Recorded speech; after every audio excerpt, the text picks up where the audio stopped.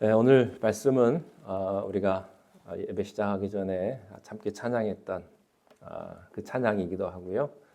교회에서 가장 많이 읽혀지는 구절, 선교사가 선교하러 가서 가장 먼저 번역하는 성경 구절, 성경의 모든 말씀을 다 녹여가지고 한 구절로 만들려고 한다면 만들 수 있는 그 구절, 요한복음 3장 16절 말씀을 함께 나누도록 하겠습니다.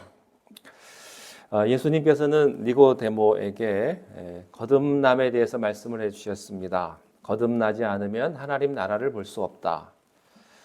신앙생활에 있어서 가장 기본은 거듭난다고 하는 것입니다. 우리에게 있어서 가장 중요한 것은 기본 아니겠습니까? 기초가 없이 세워진 집은 화려할수록 불안합니다. 높이 올라갈수록 위험합니다. 비바람이 오고 폭풍이 오면 무너지기 때문에 그렇습니다. 마찬가지입니다. 신앙생활의 기본, 기초가 있다면 그것은 거듭난다고 하는 것입니다. 이 거듭난다고 하는 기초를 세우지 않고 여러분들이 종교적으로 선을 베풀고 또 도덕적인 행위를 하고 또 어떤 율법적인 모든 행위를 했다 할지라도 그것은 불안한 것입니다. 왜냐하면 기초가 든든하지 않기 때문입니다. 그러면 정말로 내가 거듭난 것이 진짠가? 어떻게 하는 것이 정말로 거듭난 것인가? 첫째, 말씀으로 거듭나는 것이 진짜 거듭나는 것이다. 물로 거듭난다고 하는 것이죠. 하나님의 말씀은 칼입니다. 하나님의 말씀은 살았고 운동력이 있어 좌우의 날선 어떤 검보다도 예리하여 우리의 영과 혼과 골수를 찔러 쪼개는 것입니다. 여러분들이 만약에 설교를 들었거나 말씀을 읽었을 때 그것이 여러분들을 찌르지 않는다면, 전혀 찔림을 경험하지 못했다면, 또 그것이 하나의 도덕적인 교훈에 불과하다면, 내 지식을 하나 더하는 것에 불과하다면 그것은 하나님의 말씀이 아닙니다. 하나님의 말씀은 칼입니다. 검이에요. 그것이 혼돈되어 있는 모든 것들을 날카롭게 쪼개는 것입니다. 분리하는 것입니다. 세상적인 것과 영적인 것, 하나님의 것과 인간적인 것들을 우리는 다 섞어가지고 살아가고 있는데 하나님의 말씀으로 그것을 분리시키는 것입니다. 말씀이 들어오면 그것은 칼이 되는 것입니다. 또 하나 있습니다. 성령입니다. 그리스도의 영이 내 안에 들어올 때 나는 거듭나게 되는 것입니다. 따라서 여러분들이 예수님 믿고 거듭난다고 하는 것은 두 가지로 확인을 하셔야 합니다. 말씀으로 거듭났는지 성령으로 거듭났는지 하는 것입니다. 성령은 연약하고 부족하고 미숙한 우리들을 완성시킬 것입니다. 처음에는 미숙하고 불완전하지만 말씀과 성령이 우리 안에 들어오면 우리의 믿음을 성숙하게 만들어가는 것입니다. 이것은 마치 한 여성이 남자를 만나서 결혼을 하고 임신을 하는 것과 같습니다. 이것은 아주 신비스러운 경험이죠. 처녀 때는 전혀 상상할 수 없었던 그런 일들이 여자의 몸에서 일어나는 것입니다. 처음에는 임신이 됐는지 안 됐는지 잘 모르지만 곧 확인이 되고 몸에 변화가 오기 시작을 합니다. 그리고 입맛부터 달라지기 시작을 하고요. 몸이 달라지고 감정이 달라집니다. 그런데 임신이 되면 막을 방법이 없습니다. 아무리 감추려고 해도 배는 나오게 되어 있고요. 감춰지지가 않습니다. 요즘에 보니까 배를 드러내놓고 사진 찍는 것도 유행하더라고요. 배를 이렇게 볼록하게 튀어놓고 가족 사진이다. 또 이게 기념사진이다 해가지고 그런 찍는 사람들도 있는데요. 감출 수가 없습니다. 생명은요, 잉태하기 시작을 하면 막을 방법이 없습니다. 생명이라고 하는 것은 성장하지 않으면 죽은 것입니다. 만약에 임신을 했는데 임신한 상태로 2년, 3년 갔다, 그것은 죽은 것입니다. 육신의 생명과 마찬가지로 영적인 생명이 내 안에 잉태됐다면 이것이 거듭나는 것인데요. 처음에는 별로 변화가 없을지 몰라요. 못 느낄지도 모릅니다. 그러나 1년, 2년, 3년 지나가면 내 안에 있는 생명은 성장하고 발전하고 나중에 해산하게 되는 것입니다. 여러분 잘 생각해 보세요. 예수 믿은 지 10년이 됐는데도 내가 변화된 것이 하나도 없다. 여러분이 가짜라는 증거입니다. 죄송하지만. 그래서요, 무섭고 두려운 거예요. 교회 나온 것이 중요한 것이 아닙니다. 정말로 내가 거듭났다면, 정말로 예수님의 생명이 내 안에 들어왔다면 나는 변할 수밖에 없습니다. 내가 원하든 원하지 않든 내가 변하는 것이 아니라 내 안에 계신 이 생명이, 예수님의 생명이 자라나는 거거든요. 변하는 거거든요. 만약 이게 변하지 않았다면 죄송합니다. 여러분은 거듭나지 않은 것입니다. 그냥 거듭난 척하고 교회를 다니는 것에 불과하다 말이죠. 예수 믿기 전이나 예수 10년 믿고 난 후나 똑같이 욕하고 똑같이 거짓말하고 똑같이 사기친다면 여러분의 믿음은 가짜입니다.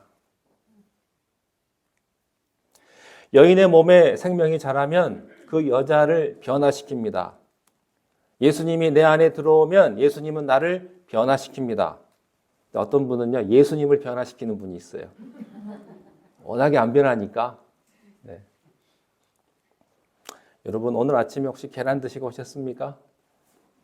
아침마다 삶은 계란 드십니까? 계란은요, 암탉이 혼자 낳은 계란이 있고 수컷의 씨를 받아서 낳은 계란이 있습니다. 겉으로 봐서는 모르죠. 스크램블 해서 먹어도 모르고요. 삶아 먹어도 모르고요. 또 영양가 분석을 해도 전혀 분별할 수가 없습니다. 맛을 봐도 모릅니다. 겉으로 보면 다 똑같습니다. 그러나 어미 날개 밑으로 들어가서 20일이 지나면 결정적인 차이가 납니다. 한쪽에는 생명이 나오고요. 한쪽은 썩어버립니다. 병아리가 나올 것인가 아니면 썩어져 없어버릴 것인가, 생명이라고 하는 것입니다. 우리가 다 같은 사람처럼 보이지만 예수님의 생명이 수정된 사람이 있고요. 그렇지 않은 사람이 있습니다. 우리가 한평생 살 때는 전혀 그것을 모를 것입니다. 그러나 한 사람에게는 생명이 있고 한 사람에게는 생명이 없습니다. 예수를 안 믿는 사람들은요, 이 말이 무슨 말인지 아무리 들어도 무슨 소리인지 전혀 이해를 못할 것입니다. 저는 오늘 이 아침에 여러분에게 이런 질문을 합니다. 예수님의 생명이 정말로 여러분 안에 있습니까? 요한복음 1장 4절에 우리가 기억해야 될 말씀이 있습니다. 그 말씀에 보면 이런 말씀이 있어요. 그 안에 생명이 있었으니. 예수 믿는 사람의 특징이 뭐냐? 예수 안에 있는 생명이라는 것입니다. 그 안에 생명이 있었으니 이 생명은 사람들의 빛이라 그랬거든요. 생명을 정말로 내가 가지고 있는 사람은, 사랑이 많은 사람은 사랑을 나눠주게 되어 있습니다. 왜 내가 다른 사람에게 사랑을 나눠주지 못하는가? 사랑을 받은 일이 없기 때문에. 내 안에 사랑이 없는데 어떻게 사랑을 나눠줍니까? 내가 있어야 뭘 주죠. 여러분, 지식 있다고 사랑하는 거 아니고요. 건강하다고 사랑하는 거 아닙니다. 여러분이 내 안에 사랑이 넘쳐 흐를 때 그 사랑은 남에게 전달되는 것입니다. 생명이 있으면 이 생명은 사람들의 빛이라. 이게 윤리예요. 요한일서 5장 11절 12절에 이런 말씀이 있습니다. 함께 읽겠습니다. 시작. 또 증거는 이것이니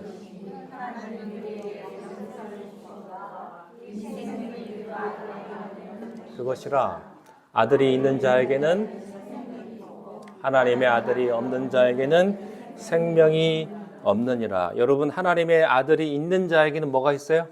생명이 있고, 하나님의 아들이 없는 자에게는 생명이 없다. 이렇게 말씀을 하셨어요.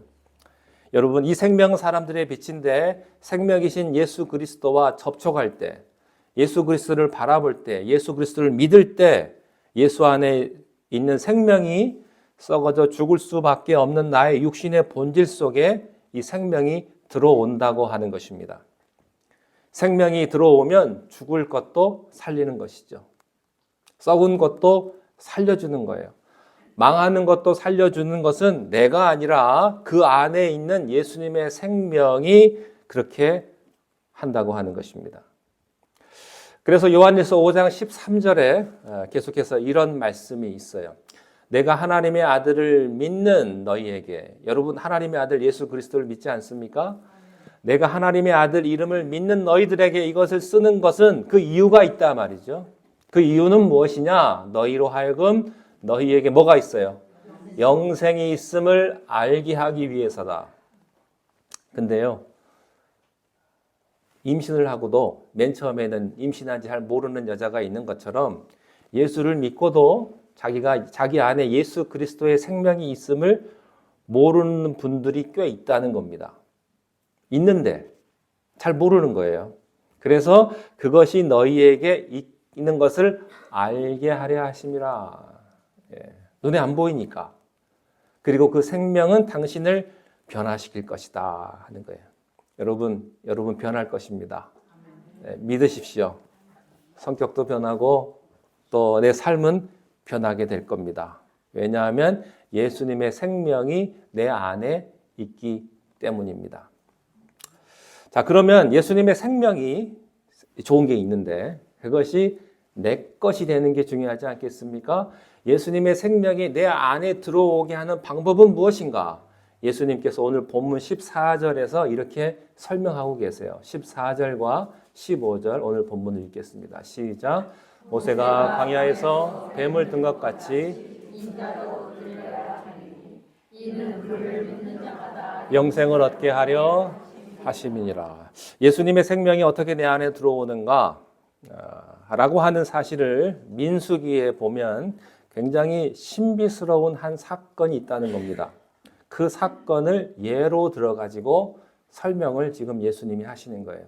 민수기 21장에 보면 이스라엘 백성들이 홍해 바다를 건너가지고 기적을 목격하고 젖과 꿀이 흐르는 가나안 땅으로 가기 위해서 광야에서 훈련을 받는 도중에 하나님이 어떻게 훈련을 시키시냐면요, 육체를 괴롭히는 훈련을 시킵니다.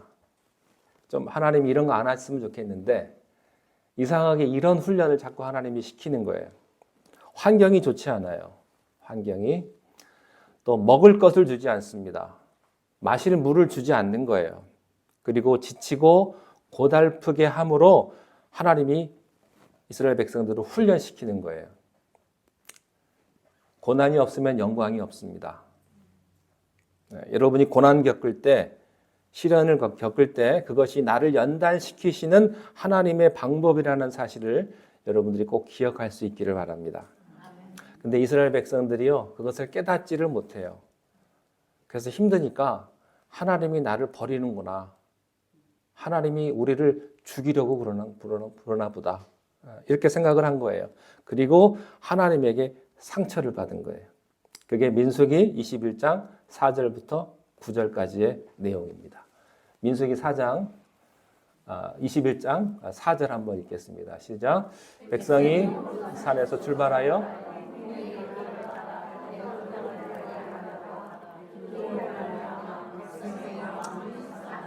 백성의 마음이 상하니라. 5절.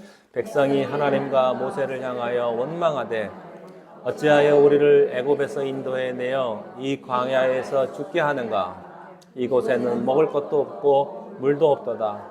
우리 마음이 이 하찮은 음식을 싫어하노라. 6절. 여호와께서 불뱀들을 백성 중에 보내어 이스라엘을 죽게 하심으로 이스라엘 백성 중에 여러분, 그들은 하나님을 원망하기 시작을 했습니다. 모세를 원망하기 시작을 했습니다. 저는 여러분들이 원망을 하는 사람이 되지 마시고 원망을 받는 사람이 되기를 바랍니다. 하나님의 사랑은 사람은 원망을 받습니다. 아이러니한 겁니다. 그들은 원망을 했어요. 하나님이 우리를 죽이려고 한다. 하나님이 살아계시면 정말로 이럴 수가 있나? 왜 먹을 것을 주지 않느냐? 아무리 걸어봐도 먹을 게 없어요. 배는 고프죠. 마실 물은 없죠. 기가 막힌 환경에 어려움을 겪어요. 여러분들도 그럴 때 있죠? 기가 막힌. 참. 그런데 하나님께서 참 신비스러운 것을 하나 주세요. 그것은 뭐냐면 하나님이 이 모든 것들을 주기 전에 사람들이 어떤 참 기가 막힌 그런 마음을 갖게 되냐면 이 사람들이 먹을 게 없고 마실 물이 없으니까 곰방 며칠 전에 홍해가 갈라졌던 기적은 다 잊어버린 거예요. 인간은요, 작은 고난 앞에 큰 축복을 금방 잊어버립니다. 현실적으로 받는 작은 고난 이것 때문에 남편의 사랑도 의심하고요. 아내의 사랑도 의심해요. 남편이 그렇게 잘했는데 한 번 실수하잖아요. 그러면 아내가 당신 그럴 수 있냐고. 당신이 나한테 해준 게 뭐가 있냐고. 애들이 그러지 않습니까? 여러분 부모님이 자녀들을 위해서 그렇게 사랑하는데 자식들은요 부모에게 한 가지 서운하면요 부모한테 대들잖아요. 아빠가 해준 게 뭐가 있냐고. 엄마가 해준 게 뭐가 있냐고. 인간이 그래요, 인간이. 큰 사랑은 다 잊어버리고 자그마한 그 고통 속에서 이게 전부인 것처럼 생각하는 게 우리들은 아닙니까? 이스라엘 백성들이 그랬어요. 바로 얼마 전에 홍해를 가르고 기적같이 하나님께서 이스라엘 백성들을 불기둥과 구름기둥으로 인도해 주셨던 축복은 다 까맣게 잊어버리고 하나님께서 훈련시키는 과정에서 그들은 상처를 받은 거예요. 하나님이 우리를 죽이려나 보다. 이게 이제 끝이다. 이렇게 오해를 하고 원망하고 불평하고 하나님 앞에 대들기 시작을 합니다. 그래서 하나님이요 어떻게 하셨는지 아세요? 손 좀 봐줘야 되겠다. 그래가지고 하나님께서 불뱀을 보냅니다. 그래서 그 불뱀의 그 독사에게 다 물리게 돼요. 그때서야 이스라엘 백성들이 정신을 바짝 차립니다. 우리가 교만했구나. 우리가 불신앙에 빠졌구나.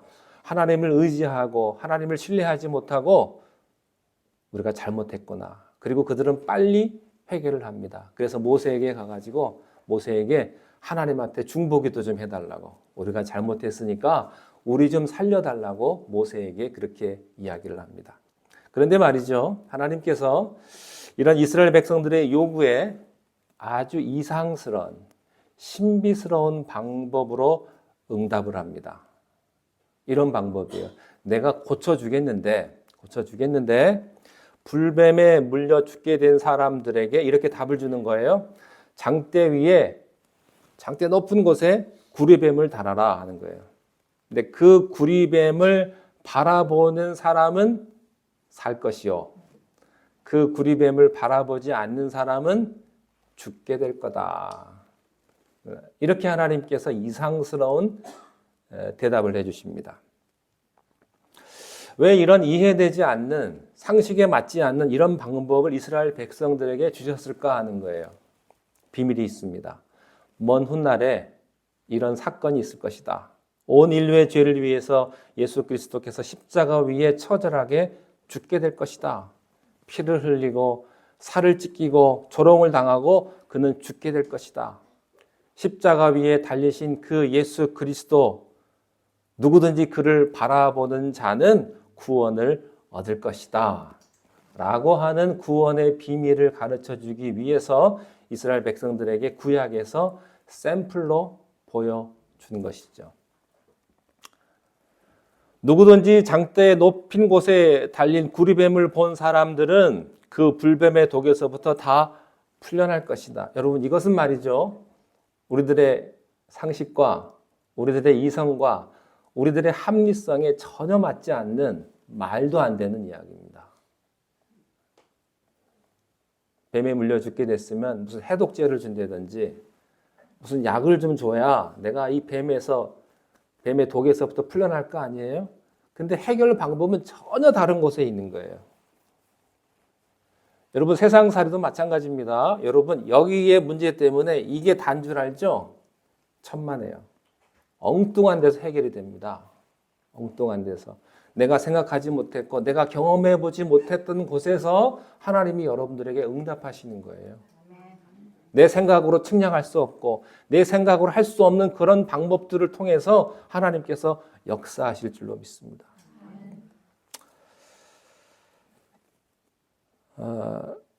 그런데 이것을 뒤집어 보면 그렇지만 누구든지 이것을 믿으면 불뱀에서 자유함을 얻으리라. 그리고 실제로 그 구리뱀을 본 사람들은 다 살아났다는 구약의 증거입니다. 이거를 예수님께서 끄집어낸 거예요. 구약의 그 민수기에 있는 내용을. 그리고 설명을 합니다. 자, 14절, 15절 다시 한번 보시면 모세가 광야에서 뱀을 든 것 같이 누구도 들려야 돼요? 인자도 들려야 하리니 이는 그를 믿는 자마다 뭘 얻어요? 영생을 얻게 하심이라. 이렇게 말씀을 하시고 난 다음에 이제 그 유명한 요한복음 3장 16절 말씀을 우리들에게 주시는 거예요. 3장 16절 함께 읽겠습니다. 시작. 하나님이 세상을 이처럼 사랑하사 독생자를 주셨으니 이는 그를 영생을 얻게 하려 하심이라. 이게 기독교의 핵심 교리입니다. 기독교의 핵심 교리요, 핵심 정신입니다. 그런데 말이죠, 이 말을 듣는 순간에 이 말씀이 믿어져요, 깨달아져요, 받아져요. 거듭남이란 무엇일까? 이 말씀이 믿어지는 거예요. 이 말씀이 깨달아지는 거죠. 무엇이 거듭났냐? 당신이 어떻게 거듭났냐? 요한복음 3장 16절의 말씀을 당신이 믿고 깨달았다면 당신은 거듭났다라는 그런 이야기입니다. 누구든지 예수 그리스도를 믿고 바라보고 그 말씀을 내가 받아들이면 이 16절의 사건이 나에게도 임하게 될 것이다. 그리고 예수님의 생명으로 접붙임을 받게 될 것이다 라고 하는 사실입니다. 자, 이 16절을 다른 각도로 한번 보겠습니다. 자, 구원의 주체는 누구십니까? 하나님이 이렇게 되어 있습니다. 인간이 구원의 주체가 아니에요. 하나님이 구원의 주체고 역사의 주체십니다. 창세기 1장 1절에 보면 태초에 누가? 하나님이 이렇게 되어 있어요. 하나님이 누구를? 세상을. 창세기 1장 1절에 보면 태초에 하나님이 천지를 이렇게 되어 있어요. 하나님이 주체세요. 인간의 문제는 뭔지 아세요? 우리들의 문제는 뭔지 아세요? 내가요, 내가. 내가 제일 중요해요. 교회에서도 내가 제일 중요한 사람이에요. 교회를 왜 나오는가? 내가 나오는 거예요. 내가. 교회에서 제일 중요한 사람은 나기 때문에 내 자존심이 상하면 교회를 안 나옵니다. 내가 중요한 거예요. 근데 내가 별로 중요하지 않은 사람은요, 내가 좀 자존심의 상처를 받아도요, 교회 나와요. 내가 중요한 게 아니니까. 우리들의 문제는 나예요, 나. 내가 주체예요. 여러분, 인본주의, 휴머니티가 뭐예요? 인간이 하나님 대신 주인이 된 거예요. 하나님도 내가 믿는다고 그래요. 봉사도 내가 한다고 그래요. 내가 열심히 살았다고 그래요. 여러분이 다 한 거 아니에요. 하나님이 인도하셨기 때문에 여러분들이 그 길을 걸어오신 거죠. 여러분, 내가 역사를 주관하는 거 아니에요. 하나님이 역사를 주관하시는 거예요. 여러분, 내 인생의 주인도 하나님이세요. 구원의 주인공은 하나님이세요. 여러분의 구원의 주인공도 하나님이세요. 그래서 하나님이, 그러면 구원의 대상은 누구인가? 우리들입니다. 세상을, 이렇게 되어 있어요. 세상을. 주어와 목적어를 바꾸지 마십시오. 타락이란 목적어가 주어가 되고 주어가 목적어가 되는 거예요. 하나님이 세상을, 세상이란 무엇입니까? 세상 안에 있는 하나님의 백성들을 의미하는 거예요. 자, 그러면 구원의 깊이는 무엇인가? 구원의 넓이는 무엇인가? 구원의 높이는 무엇인가? 구원의 크기예요. 이처럼. How much do you love me? 어떤 그림에 예수님이 십자가에 달려 있는데 그 밑에 글을 써놨어요. How much do you love me? 그 밑에다가 누가 이렇게 써놨어요. This much. 이만큼. 여러분, 십자가가 하나님의 사랑이에요. 십자가만큼 사랑하신 거예요.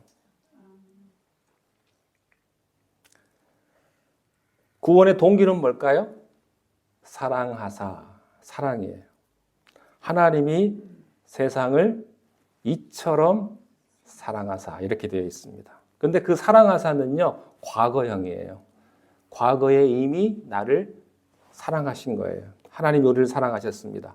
구원의 동기는 사랑입니다. 구원의 동기는 여러분입니다. 그러면 구원의 방법은 무엇인가? 하나님 편의 방법이 있고 인간 편의 방법이 있어요. 하나님의 방법은 독생자 예수 그리스도를 세상에 보내주시는 것이 구원의 하나님의 방법이고요. 우리의 방법은 무엇입니까? 그를 믿는 게 우리들의 방법이라고 하는 것입니다. 독생자를 주시는 것은 하나님의 구원의 방법이요. 하나님의 조건 없는 사랑을 내가 받는 방법은 무엇입니까? 믿음이라고 하는 것입니다. 아무리 하나님께서 그 사랑을 내게 베풀어 주어도 내가 그것을 받아들이지 아니하면 소용이 없는 거죠. 받아들이고 거부하지 않고 순종하는 거예요. 하나님의 구원의 방법은 독생자 예수 그리스도를 우리들에게 주시는 것이요. 나의 구원의 방법은 믿음이라고 하는 것입니다. 그러니까 누구든지 그를 믿는 자마다. 조건이 하나 있습니다. 믿느냐, 안 믿느냐. 자, 보십시오. 아느냐, 모르느냐의 차이가 아니에요. 우리가 알 수도 있고 모를 수도 있잖아요. 예수님을 아느냐, 모르느냐 이걸로 구원이 결정되는 게 아니고요. 예수님을 믿느냐, 안 믿느냐로 결정이 되는 거예요. 안다고 구원은 것이 아닙니다. 여러분, 믿어야 접촉이 되는 거예요. 왜? 하나님의 지식은 너무 크기 때문에 인간의 지식으로는 하나님을 다 알 수가 없죠. 만약에 여러분들이 하나님을 다 안다. 그럼 누가 하나님 돼요? 내가 하나님이죠. 하나님 다 아는데. 우리가 어찌 하나님을 다 알 수 있겠습니까? 인간이. 여러분 집에서 키우는 강아지가 어떻게 여러분의 마음을 다 헤아릴 수가 있겠습니까? 강아지는 강아지고 주인은 주인이고 이게 다른 거라고요. 우리가 하나님을 알 수 있는 방법은 하나님께서 우리들에게 가르쳐 주신 것만 알 수 있고 우리들에게 보여주신 것만 우리가 볼 수 있는 거예요. 그 안에서 내가 하나님을 믿는 거예요. 하나님을 아는 것이죠. 그분께 겸손히 나아가서 찬양하고 예배하고 하는 것이지 하나님이 여러분 종이 아니라니까요. 그래서 구원의 방법은 뭐예요? 믿음이에요. 믿음. 순종입니다. 예. 겸손하게 무릎 꿇고 그분에게 예배하고 신뢰하는 거예요. 그래서요. 참 자기 죄를 하나님께서 용서해 주시고 하나님께 구원의 그런 경험을 한 사람들은요. 교회에 나오면 머리를 들 수가 없어요. 너무 죄송하니까. 근데 요즘엔 교회를 나오면 뻣뻣하신 분들이 참 많아요.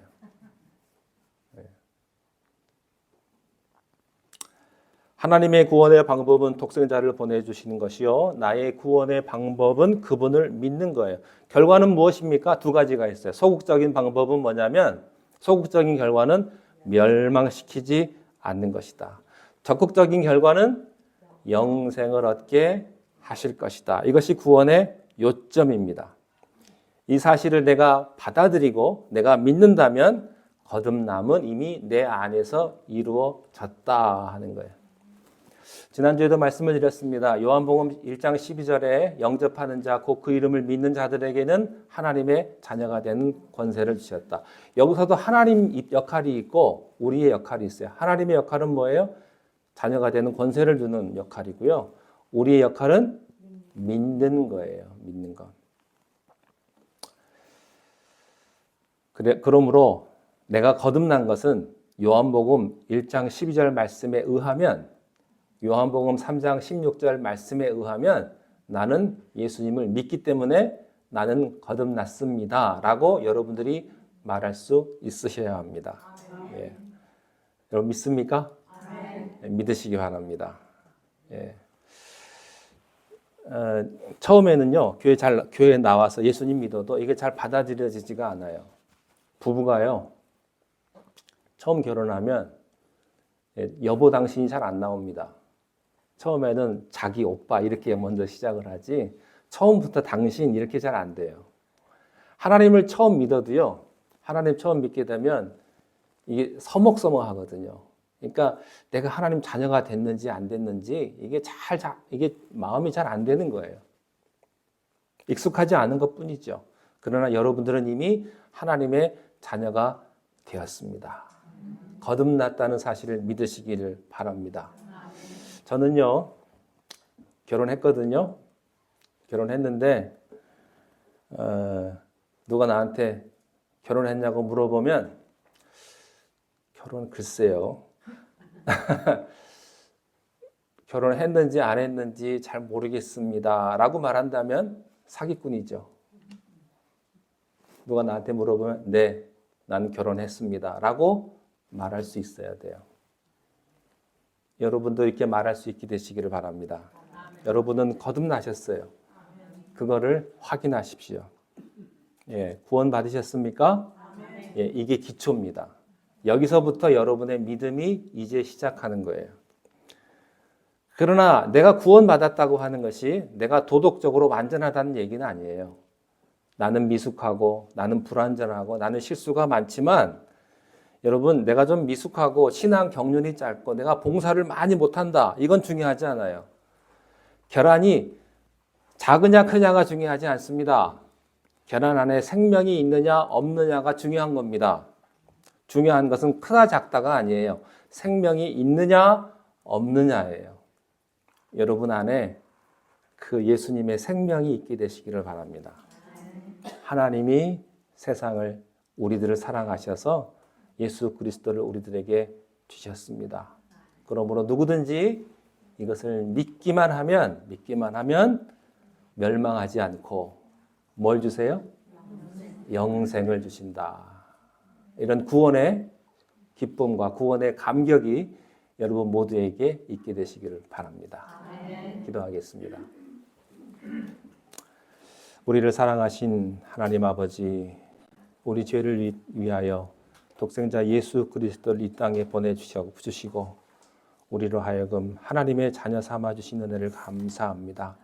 참된 구원의 기쁨을 우리가 경험하며 하나님 앞에 영광 돌려드리는 하나님의 자녀들이 다 되게 하여 주시옵소서. 예수님의 이름으로 기도하옵나이다. 아멘.